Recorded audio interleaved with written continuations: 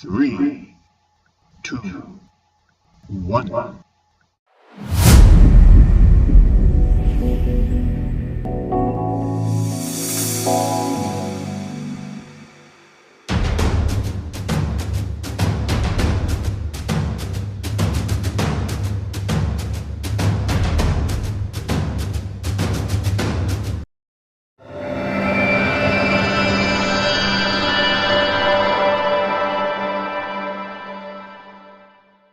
Kisah kerajaan dari dua benua.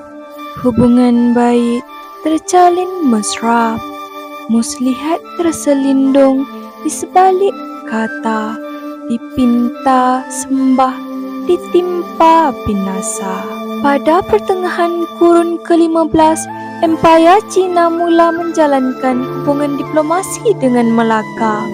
Melaka pada ketika itu diperintah oleh Sultan Mansur Shah, Sultan Melaka yang ke-6. Walaupun Cina dan Melaka telah menjalinkan hubungan baik dan sering berbalas-balas surat, utusan dan bingkisan, namun di sebalik hubungan baik itu, Maharaja Cina mempunyai niat yang terselindung. Agenda sebenar Maharaja Cina ialah Baginda ingin Melaka dan Sultan Mansur Shah tunduk dan sembah kepada kekuasaan Empayar Cina. Tidak lama kemudian, Maharaja Cina telah memperkenalkan tuan putrinya, iaitu Hang Liu, dan telah diutuskan ke Melaka untuk dikawinkan dengan Sultan Mansur Shah. Melalui perkahwinan ini, dua empayar dan dua kuasa besar dunia pada waktu itu telah bersatu menjadi sebuah keluarga. Puteri Hang Liu telah diutuskan bersama 500 orang dayang dalam rombongan ke Melaka. Sultan Mansur Shah telah menerima utusan dari Cina dengan rendah hati. Hang Liu dan dayang-dayangnya telah diislamkan dan Sultan Mansur Shah telah memperisterikan Hang Liu. Perkahwinan mereka dijalankan dengan gilang gemilang.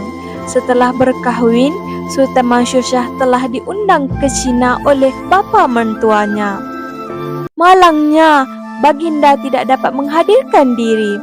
Baginda hanya dapat mengutuskan rombongan dan berkirim sembah kepada Maharaja Cina. Maharaja Cina telah menerima surat sembah daripada Sultan Melaka dengan girang gembira kerana akhirnya keinginannya tercapai.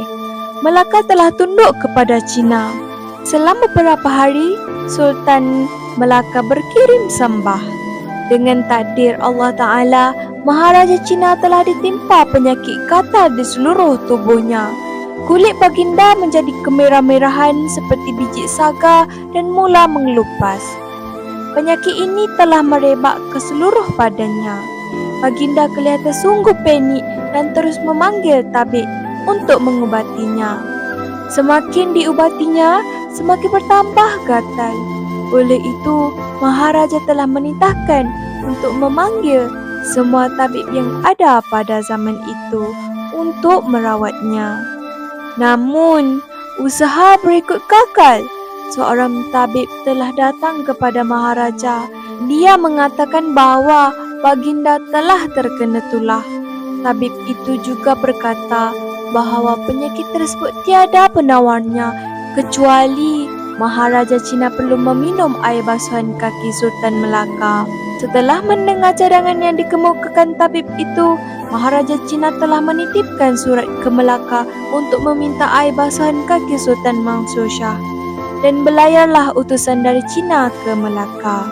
Apabila dibaca utusan dari Cina, Sultan Melaka terus tersenyum. Baginda mula bersemayam dan menghulurkan kakinya untuk dibasuh.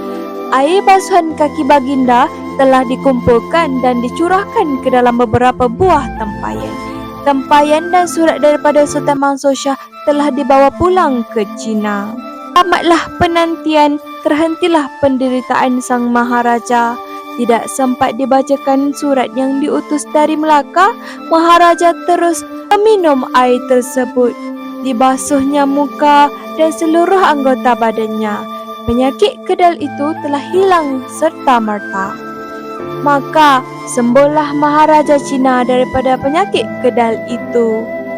Maharaja Cina telah bertitah, segala anak cucu kita janganlah lagi berkehendak disembah Raja Melaka dan keturunannya. Cukuplah dengan kadar muafakat berkasih-kasihan jua. Melalui peristiwa ini, terbuktilah bahawa daulat dan kebesaran Sultan Melaka mengatasi kebesaran Maharaja Cina yang digelar anak Tuhan. Baiklah, saya akan teruskan dengan nilai murni. Berdasarkan cerita kedai Karanatullah ini, terdapat beberapa nilai murni yang saya perolehi daripada kisah ini. Yang pertama, nilai kebijaksanaan.